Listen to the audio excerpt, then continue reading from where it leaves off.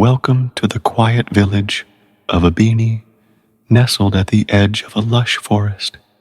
It's a peaceful place where everyone knows each other, and the gentle sounds of laughter and children playing fill the air. At the heart of this village lives Mama Akua, an older woman with a mysterious aura. She's known for her extraordinary cooking skills. The aroma of her food wafts through the village, drawing people in. One evening, Mama Akua invites a few villagers to her home for a special feast. It's an unusual invitation, as Mama Akua is known to keep to herself. As they enter, the guests are captivated by the enormous cooking pot bubbling away in the center of Mama Akua's hut. The aroma is enticing, but there's something strange about the pot itself. It's decorated with carvings that look almost alive. Mama Akua serves each guest a spoonful from her cooking pot, and as soon as they taste it, they're overwhelmed by the rich, intense flavors. It's unlike anything they've ever eaten.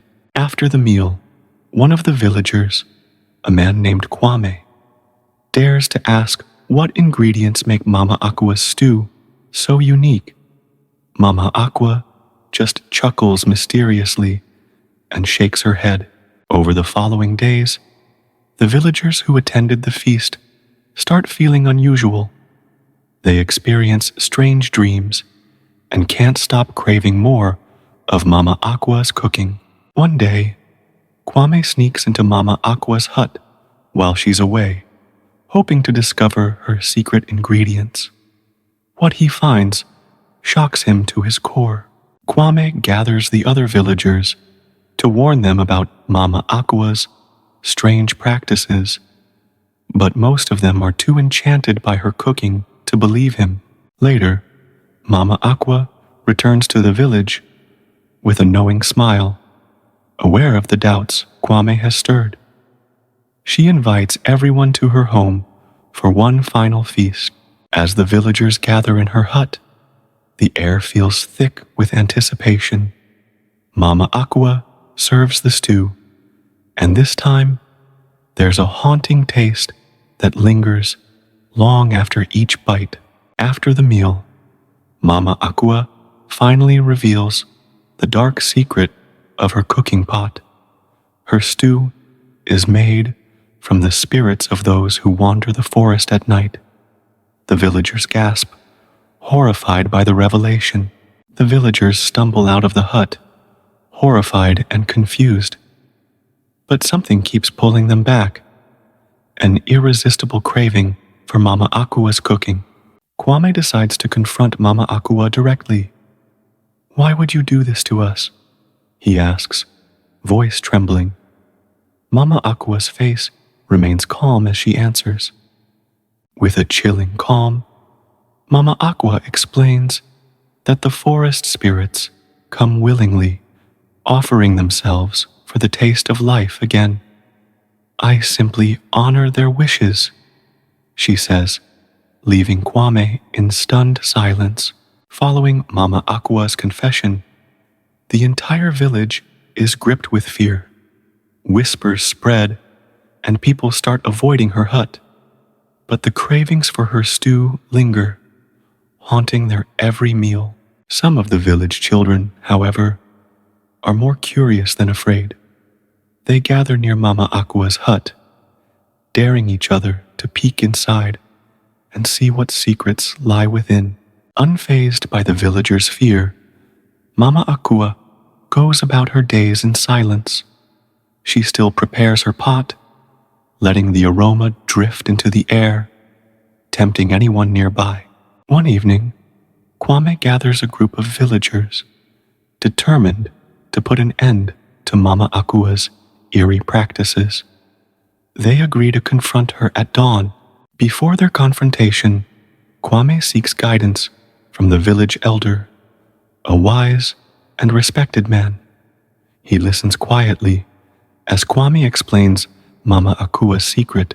The elder warns Kwame to be careful, explaining that Mama Akua's magic is old and powerful, tied to the ancient spirits of the forest. With the elders' words in mind, Kwame and the villagers prepare for their confrontation with Mama Akua, gathering tools and charms for protection. At dawn, Kwame and the villagers approach Mama Akua's hut, their hearts pounding with fear and determination. Mama Akua stands at her doorway, waiting. Kwame accuses Mama Akua of casting a spell on the villagers with her stew. Mama Akua listens quietly, a slight smile playing on her lips as she replies. Mama Akua calmly tells the villagers that they are free to leave her alone, but she warns that the craving they feel will only grow stronger. One villager, unable to resist the craving, begs Mama Akua for another taste. Kwame is horrified, but several villagers echo the plea, swayed by the memory of the stew's flavor. Mama Akua warns them that to continue eating her stew means giving up a piece of themselves. But the craving is so strong that a few villagers accept the risk. Reluctantly, Mama Akua prepares one final pot of stew for those who have chosen to stay. The villagers watch in silence as she stirs the pot, chanting softly under her breath. As the villagers eat, they begin to feel the stew's power take hold, their eyes glazing over as they fall deeper under its spell. Determined to save his friends, Kwame vows to find a way to break Mama Akua's spell, even if it means venturing into the forest to seek help from the spirits themselves. With a heavy heart and a fierce determination, Kwame steps into the shadowy forest, knowing he must find the spirits that Mama Akua spoke of to save his friends from her dark magic. As Kwame ventures deeper into the forest, he encounters ethereal spirits swirling among the trees. They whisper secrets and warnings, their voices echoing in the wind. One spirit, more vivid than the others, approaches Kwame. It has shimmering skin that glows in various colors and eyes filled with ancient wisdom. It speaks softly. "Why do you seek us, child of the village?" Kwame explains the situation, describing Mama Akua's dark secret and the hold her stew has on the villagers. The spirit listens intently, nodding slowly. The spirit warns Kwame that breaking the spell won't be easy. You must gather the essence of 3 sacred herbs hidden deep within the forest. Only then can you free your friends. Kwame sets off on his quest, searching for the first herb, known for its healing properties. He recalls the spirit's words and the location it mentioned. After hours of searching, Kwame discovers the first herb, a bright blue flower nestled between rocks. Its petals glisten in the sunlight, signaling its importance. With the first herb in hand, Kwame continues his journey. The next herb, he learns, is guarded by a fierce creature that dwells near a hidden waterfall. As Kwame approaches, he sees the guardian creature, a large, majestic lion with golden fur and piercing green eyes. It roars, asserting its dominance over the area. Realizing he cannot fight the lion, Kwame devises a clever plan. He offers the lion a piece of meat from his provisions, hoping to distract it while he searches for the herb. While the lion is distracted, Kwame spots the second herb, a vibrant green plant with silver leaves growing near the water. He quickly gathers it before the lion notices. With 2 herbs in hand, Kwame learns that the last herb, a rare red bloom, can only be found at the peak of the highest mountain in the forest.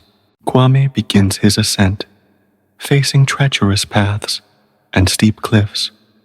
But he remembers his friends and pushes forward, driven by love and determination. Finally, after a grueling climb, Kwame reaches the peak. There, he finds the rare red bloom glowing in the sunlight, vibrant against the rocky terrain. With all 3 herbs safely gathered, Kwame begins his descent, eager to return to the village and save his friends from Mama Akua's grip. Arriving back in the village, Kwame rushes to Mama Akua's hut, ready to confront her once again. He knows that with the herbs, he can break the spell and free his friends. Kwame stands firm, his heart pounding as he confronts Mama Akua. "I have returned with the herbs. I will break your spell and save my friends," he declares. Mama Akua raises an eyebrow, intrigued. "You think you can undo what has been done so easily? It takes more than herbs to break a bond forged in hunger," she replies. Mama Akua suggests a ritual to determine whether Kwame truly understands the power of the stew. He must prepare the herbs and create a new dish that will either break the spell or strengthen it. Kwame gathers the herbs, his mind racing. He recalls the spirit's words about the importance of intention in magic. He must cook with love and a pure heart. As he cooks, doubt creeps into Kwame's mind. Will his love for his friends be enough to break the spell? He pauses, taking a deep breath to center himself. Kwame recalls all the joyful moments shared with his friends and family, fueling his determination. He adds the final touches to the dish, infusing it with his love and intentions. Mama Akua watches intently as Kwame stirs the pot, chanting softly under his breath. The air around them starts to shimmer, charged with energy. Finally, the dish is ready. Kwame serves it to the villagers, urging them to eat. "This is made with love. It will set you free," he proclaims. The villagers tentatively taste the dish. As they do, a warm glow envelops them, and the spell begins to unravel. Their eyes widen in surprise and joy.